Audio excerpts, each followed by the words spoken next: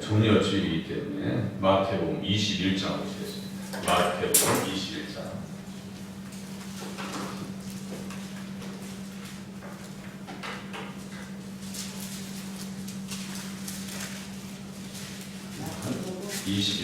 마태복음 21장. 한 주간 동안은 사무엘상 강의를 잠깐 쉬고 십자가의 복음에 대해서 21장.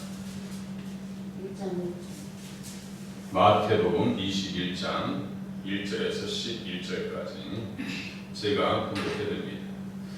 그들이 예루살렘에 가까이 가서 감람산 벳바가에 이르렀을 때 예수께서 두 제자를 보내시며 이르시되 너희는 맞은편 마을로 가라. 그리하면 곧 매인 나귀와 나귀 새끼가 함께 있는 것을 보이니 풀어 내게로 끌고 오라. 만일 누가 무슨 말을 하거든 주가 쓰시겠다 하라. 그리하면 즉시 보내리라 하시니 이는 선지자를 통하여 하신 말씀을 이루려 하심이라. 이르렀을 때 시온 딸에게 이르기를 네 왕이 내게 임하나니 그는 겸손하여 나귀 곧 멍에 매는 짐승의 새끼를 잡도다 하라 하였느니라. 제자들이 가서 예수께서 명하신 대로 하여 나귀와 나귀 새끼를 끌고 와서 자기들의 겉옷을 그 위에 얹음에 예수께서 그 위에 타시니 무리의 대다수는 그들의 겉옷을 길에 펴고 다른 이들은 나뭇가지를 베어 길에 펴고 앞에서 가고 뒤에서 따르는 무리가 소리 높여 이르되 호산나 다윗의 자손이여 찬송하리로다. 주의 이름으로 오시는 이여 가장 높은 곳에서 호산나 하더라. 예수께서 예루살렘에 들어가시니 온 성이 소동하여 이르되 이는 누구냐 하거늘 무리가 이르되 갈릴리 나사렛에서 나온 선지자 예수라 하니라. 아멘. 오늘 이제 종려주일로 지킵니다. 종려주일을 시작으로 고난주간이 있어요. 오늘 고난주간의 첫째 날입니다. 그래서 예수님의 십자가 죽으심과 부활하심을 위해서 예루살렘에 올라가신 일을 나를 기념하는 날이 바로 종려주일이다. 종려나무는 번성과 승리를 상징합니다. 시편 92장 12절에 보면 의인은 종려나무같이 번성하며 레바논의 백향목까지 같이 성장하리로다. 의인은 종려나무같이 번성할 것이다. 그는 늙어도 여전히 결실하며 진액이 풍족하고 빛이 청청하다. 이게 무슨 말씀이에요? 겉사람은 후피하지만 속사람은 날로 새롭다. 전혀 표현이 달라요. 그런데 내용은 구약과 신약은 같다. 우리는 종려나무와 같이 그렇게 번성의 축복을 우리가 하나님 앞에서 그러한 경험을 하실 수 있기를 바랍니다. 또 승리를 상징합니다. 예수님께서 지금 들어가실 때 종려나무를 붙잡고 사람들이 환영합니다. 종려나무를 붙잡고 환영해요. 본문에 종려나무라고 하는 표현이 나옵니까? 보세요. 쭉 안 나오죠? 그런데 요한복음 12장에는 그 말씀이 그대로 나옵니다. 12장 10절에 보니까 종려나무 가지를 가지고 맞으러 나가 외치되 호산나 찬송하리로다. 그러니까 성경은 한쪽만 보지 말고 같이 다른 위에 21장 맨 첫머리 끝 위에 보시면 마가복음 11장 1절에서 11절, 누가복음 19장 28절에서 38절, 요한복음 12장 12절에서 19절 이렇게 나옵니다. 그래서 8절에 보면 나뭇가지를 베어 길에 피우고 이 나뭇가지가 주로 뭐예요? 이게 종려나무예요. 가지가 또 흔들기도 하고. 종려나무는 승리를 상징하는 것이죠. 예수님께서 예루살렘에 가시는 것은 이제 마지막 한 주간 동안 모진 고난 가운데 들어가실 거예요. 그럼에도 불구하고 무엇을 지금 상징하는 거예요? 반드시 부활하심을 통해서 승리하실 것이다 라고 하는 것을 지금 보여주고 있는 겁니다. 또 예수님께서 나귀를 타고 오실 것에 대해서 구약의 선지자가 이미 예언했어요. 5절 보세요. 시온 딸에게 이르기를 네 왕이 내게 임하나니 그는 겸손하여 나귀 곧 멍에 매는 짐승의 새끼를 탔도다 하라 하였느니라. 이것이 정말 승리에서 중요한 거점이다. 차를 타고 다녀도 이 중요한 휴게소가 있고 거점이 있잖아요. 정류장이 있고 그런 것과 같이 터미널이 있고 각 도, 시, 분마다 터미널이 있어요. 다. 성경도 그런 중요한 이렇게 진지가 있다. 중요한 말씀이 있다니까. 이런 말씀들은 이렇게 기록해서 구약에 있는 말씀을 그대로 시작에다 옮겨놓는 것은요. 그냥 외우셔야 됩니다. 이것은. 그 말씀은 어떤 말씀이기 때문에요. 예수님을 직접적으로 이야기해놓은 구절이기 때문입니다. 그래서 성경은 누구에 대해서 얘기한다고? 예수님에 대해서. 선지자들은 예수님에 대해서 얘기합니다. 자기 속에 계신 그리스도의 영, 자기 속에 계신 그리스도의 영이 그 받으실 고난과 후에 받으실 영광을 미리 증언했다. 후에 받으실 영광을 미리 증언했다. 베드로전서 1장 11절에요. 어떻게 스가랴 선지자가, 스가랴서 9장 9절이거든요. 스가랴 선지자가 어떻게 이렇게 엄청난 이야기를 했을까요? 그리고 자기가 이렇게 성경을 기록해놨을 때 예수님이 예루살렘의 종려주일에 들어오실 것을 다 알고 썼죠. 그냥 대충해서 쓴 게 아니란 말이에요. 그것이 정말 그런가 안 그런가, 어떠한 때를 지시하는지, 누구를 또 어떠한 때를 지시하는지 상고했다라고 써 있어요. 상고했다는 것은 자세히 살펴봤다는 얘기예요. 다른 사람들의 성경책 가지고 연구하면서 이게 맞는지 안 맞는지 확인하고 이렇게 붓을 딱 쓴 거죠. 그냥 자기가 우리가 무슨 어디 여행 가가지고 시를 쓰듯이 그렇게 한 게 아니에요. 자기 마음에서 나온 게 쓴 거 아니에요. 성령님께서 감동 주셔서 한 말씀 그 감동 주신 것도 분별하면서 썼다는 얘기예요. 그러니까 믿을만한 거죠. 믿을만한 정도가 아니라 그 말씀을 믿으면 깨달으면 어떻게 돼요? 구원을 선물로 받더라. 구원을 선물로 받더라. 사무엘 때부터 이어말한 모든 선지자도 이때를 가리켜 말하였느니라. 어떠한 때, 이때를 가리켜 말하는 예수님 때 다 맞췄다고요 지금. 제자들도요 처음에 이거 들어올 때 잘 몰랐어요. 모르니까 십자가 앞에서 다 도망갔죠. 이 사고 광경을 지금 기록은 해놨지만 그 당시에 자기가 있을 때는 몰랐어요. 이게 무슨 말씀인가. 그런데 요한복음 12장 11절에 보니까 제자들은 처음에 이 일을 깨닫지 못하였다가 깨닫지 못했다가 예수께서 영광을 얻으신 후에야 그 영광이 뭔데요? 부활의 영광입니다. 부활의 영광이에요. 베드로전서 1장 11절 좀 전에 읽어드렸지만 고난과 후에 받으실 영광을 미리 증언했다 했어요. 그러니까 선지자들은 예수님 고난 이후에 예수님의 부활을 다 알고 있었어요. 현장에 있었던 제자들도 잘 몰랐는데 예수님께서 부활하신 이후에 요한복음 12장 16절 예수께서 영광을 얻으신 후에야 이것이 예수께 대하여 기록된 것임과 사람들이 예수께 이같이 한 것임이 생각났더라. 무엇에 대해서요? 성령님이 임하시니까 성령님께서 누구에 대해서 얘기하신 거예요? 예수님에 대해서 깨닫게 하신 거예요.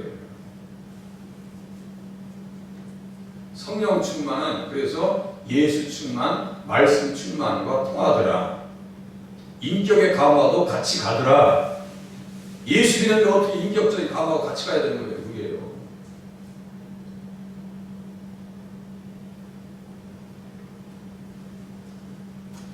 구약의 다윗 왕도요 이것을 다 알고 있었어요. 지금 몇 절이에요? 호산나라고 하는 표현 나오죠. 9절. 앞에서 가고 뒤에서 따르는 무리가 소리 높여 이르되 호산나 다윗의 자손이여 찬송하리로다. 주의 이름으로 오시는 이여 가장 높은 곳에서 호산나 하더라 그랬어요. 호산나는 순 히브리어입니다. 이게 무슨 뜻이에요? 이제 구원하소서. 이렇지. 이제 구원하소서. 그러니까 예수님께서 예루살렘에 딱 들어가시면서 예수님 어떤 모습을 지금 선포하시는 거예요? 구원자, 메시아, 왕 되심에 대해서 이야기하는 거예요. 그래서 5절에 보니까 시온 딸에게 이르기를 네 왕이 내게 임하나니 네 왕이 내게 임하나니. 시온 딸이 누군데 지금으로 말하면 예수 믿는 사람들이에요. 정말 우리 가운데 왕이 임하셨어요? 우리가 입술로만 주라고 하지 않는지 혹시 한번 반성해보세요. 진단해보세요. 입술로만 다 주라고 하지 않는지. 예수 믿는 사람들은요 주의를 성취해야 되고 그 물질관계가 확실해야 됩니다. 11조는 예수님이 나의 주가 되심에 대한 첫 번째 고백이에요. 그게. 그래서 11조는요 의무금이라고 합니다. 헌금이라고는 안 해요. 의무금이라고 해요. 의무금. 당연히 할 일이에요. 그게. 요새 성도님들은 11조하고 주일 성수하는 거 대단한 것으로 알죠. 그게 가장 기본적인 거라고 해요. 성도로서. 그 두 가지가 돼 있지 않으면요 양육이라고 하는 것은 기대하지 말아야 됩니다. 안 됩니다. 양육 안 됩니다. 마음이 딴 데가 있는데요. 두 주일을 숨길 수 없다 했잖아요. 마태복음 6장에 두 주일을 숨길 물질과 하나님 어떻게 섬기냐고요. 마음이 갈라져 있는데 그 갈라진 사람은 어떻게 양육할 수 있겠어요? 주일을 모르는데 어쩌다 교회 와서 위로받으려고요? 그거 안 됩니다. 그 신앙상 안 돼요. 양육 안 된다고요. 너무나 느슨합니다. 제가 볼 때는 요새 신앙생활 하시는 분들이 이 손으로 보면 이렇게 느슨해가 툭 치고 떨어질 것 같아요. 그죠? 너무 느슨해요. 우리는 하나님 앞에서 거듭난 사람은 어떻게 돼야 되냐면요. 하나님의 손에서 이렇게 손목이 잡혀 있어야 돼요. 우리가 잡고 있던 말이 뭔 관계 있어요. 하나님 꽉 잡고 있어야 끈적 못해요. 이런 관계성 속에서 신앙생활을 해야죠. 내가 하고 싶으면 하고 말고 싶으면 그건 신앙이 아니에요. 거듭났다고 이야기하기도 참 곤란하다. 상당히 혼란스럽다 이거예요. 하나님의 은혜 때문에 확 잡혀 사로잡혀서 신앙생활을 해야 된다고요. 누구처럼요? 다윗처럼. 다윗은 그것을 알았어요. 그것이 어디냐면 시편 118장 25절의 말씀을 호산나라고 하는 용어를 그대로 씁니다. 다윗의 자손이요. 이게 특별한 의미라고 했죠. 호산나 다윗의 자손이요. 했어요. 아브라함과 다윗의 자손 예수 그리스도의 세리라. 마태복음 1장 1절. 그 말씀 한 절을 몰라가지고 수백만 명의 사람들이 이단에 빠져있다 했죠. 여기 신호등이 있잖아요. 도시에 다니다 보면요. 그 교회가 반듯하게 써있어요. 내가 이름을 얘기하는 게 아직 싸우기 귀찮아서 그래 지금. 그것도 유튜브 나가봤던 무슨 방과 어느 교회에서 이단에 대해서 한 번에 했더니요. 거기 전화 왔어요. 목사님한테. 목사님 그 얘기 했죠. 그 중고에다 쓰고 사과하세요. 안 그러면 법적으로 내가 투자하겠습니다. 이렇게 나오더라는 거예요. 귀찮아요. 싸우는 거 귀찮습니다. 그 마태복음 1장 1절을 불러가지고 유대인들도 버림받고요. 그 말씀 때문에 AD 70년에 타이토스라고 하는 그 로마 장군에서 예루살렘이 완전히 멸망하고 들어갑니다. 그래서 예수님께서 십자가에 십자가를 치고 하실 때 어떻게 했어요? 아이되지 못한 태가 더 복이 있다고 말씀하신 것은 바로 그것을 얘기하는 거예요. 70년 뒤에 지금 예수님께서 33년 때 이제 돌아가시잖아요. 십자가에 지금 몇 년 뒤에 그러면 37년 뒤에요. 멸망할 것을 다 예수님을 아신다고요. 돌 하나도 돌 위에 남지 않냐고 다 멸망할 것을. 아니 성전을 보면서 다 미석으로 꾸며진 그 성전을 보면서 예수님께서 우신다니까요. 정말 예수님을 가슴으로 맺어있느냐, 자기 백성들이 영접했느냐, 영접하지 않았어요. 예수님과도 똑같아요. 이렇게 해놓죠. 좀 이따 바라보고 예수님을 딱 6월절에 세우십니다. 누구를 선포할까 했더니 예수를 십자가에 못 박으셔서 예수를 십자가에 그 피를 우리와 우리 자손에게 돌리죠. 참, 그 무서운 얘기예요. 그거 너희 말이 내게 들린 대로 행하리라. 신학자가 있죠. 홀로코스트 유대인 대학살 600만 700만 대학살 이 말씀 그 말씀에 찾는다니까요. AD 70년에 타이토스에 의해서 예루살렘 완전히 멸망할 때 그 말씀을 기억하게 한다니까요. 그 말들을 로마의 골로새 원형 경기장이죠. 누가 만들었다 했어요? 유대인 포로들이 만들었습니다. 골로새 원형 경기장이죠. 거기에서 또 경기장 만든 기독교들이 엄청나게 죽어나갔거든요. 누가 만들었어요? 포로들이 다 만든 거예요. 유대 포로들이. 그 유대인들의 역사를 보면요. 정말 피눈물이 안 날 수가 없어요. 그러니까 예수 잘 믿어야 됩니다. 예수 잘 믿지 않으면요. 정말 감당할 수 없는 자학 가운데 들어갑니다. 똑같아요. 지옥의 형으로는 더 무섭죠? 둘째 사망의 해. 제가 협박하려고 하는 것이 아니라 예수 잘 믿어야 된다는 얘기예요. 다른 건 다 놓치더라도 믿음만큼은 잃어서는 안 되겠다. 다윗이 그것을 어디에 썼다고요? 시편 118장 25절. 시편 118장 25절 제가 읽어드릴게요. 여호와여 구하옵나니 이제 구원하소서. 이게 뭐냐면 호산나예요. 이제 구원하소서. 118장 25절 여호와여 우리가 구하옵나니 이제 형통하게 하소서. 예수 믿으면 형통하게 되는구나. 예수 믿으면 구원받게 되는구나. 건축자의 버린 돌이 진 모퉁이에 머릿돌이 되었다라고 또 써있어요. 거기에 건축자의 버린 돌이 진 모퉁이에 머릿돌이 되었다라고 성경에 써있어요. 우리가 너무 잘 아는 말씀이죠.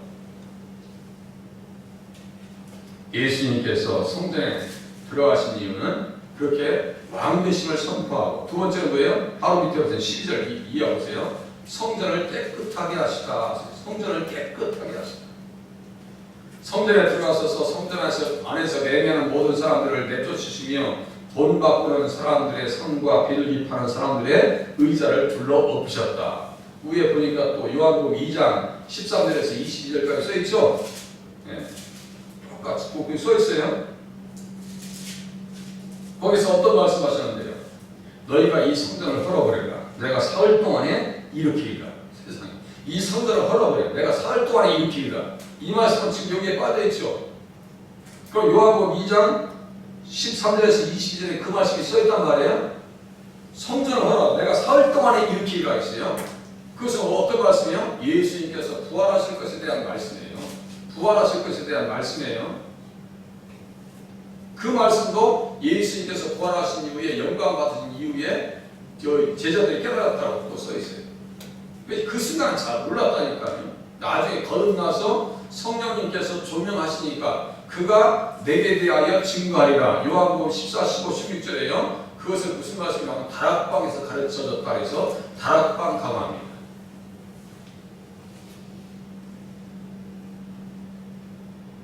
한 말씀들이요. 대충 써있는 말씀들이 아니에요. 내 집은 만민이 기도하는 집이라. 또 14절에 써있죠. 그것은 이사야서 56절 7절의 말씀이에요. 그러니까 집을 찾아서 하나님 앞에 기도하면 또 응답을 경험하더라. 성전을 무너뜨리고 그냥 말려고 주님께서 하신 것이 아니라 어떤 성전을 만드시려고 하셨느냐 하면요. 예수님께서 친히 모퉁이돌이 되셨다. 예수님께서 친히 모퉁이돌이 되셨다. 에베소서 2장 20절에요. 이제 없어도 이제 막 쫓아가요. 이제는. 여기 없어도 쫓아간다고요. 그리고 그의 안에서 건물마다 서로 연결하여서 주 안에서 성전이 되어가고, 건물마다 서로 연결하여. 이게 무슨 말이에요? 그럼 우리가 성전 건축에 2층하고 3층하고 물론 여기 다 인터넷으로 연결되어 있죠. 그 얘기하는 게 아니에요. 건물마다 서로 연결하여서 주 안에서 성전이 되어가고, 이것은 뭐냐면요. 성도들이 아름답게 형제가 연합하여서 동거했다는 얘기예요. 교회가 그게 됩니까? 쉽지 않습니다. 전혀 다른 문화에서 우리가 자라왔고 전혀 다른 가치관을 가지고 살고 있기 때문에요. 이거 이렇게 되기가 쉽지 않습니다. 어떻게 해야 돼요? 이것 역시 만들어가야 돼요. 하나의 건물을 세우려면요. 얼마나 까다로운지 몰라요. 교회를 세우라는 것도 만만치 않습니다. 마음을 하나 돼서 화음을 이루고 입을 맞추고 마음을 맞추고 손을 맞추고 손과 발이 착착 맞아서 돌아가는 것이 쉽지 않아요. 쉽지 않은데 누가 모퉁이돌이 되시면 예수님께서 모퉁이돌이 되시면 가능하시더라. 예수님께서 주관하시면 가능하시더라.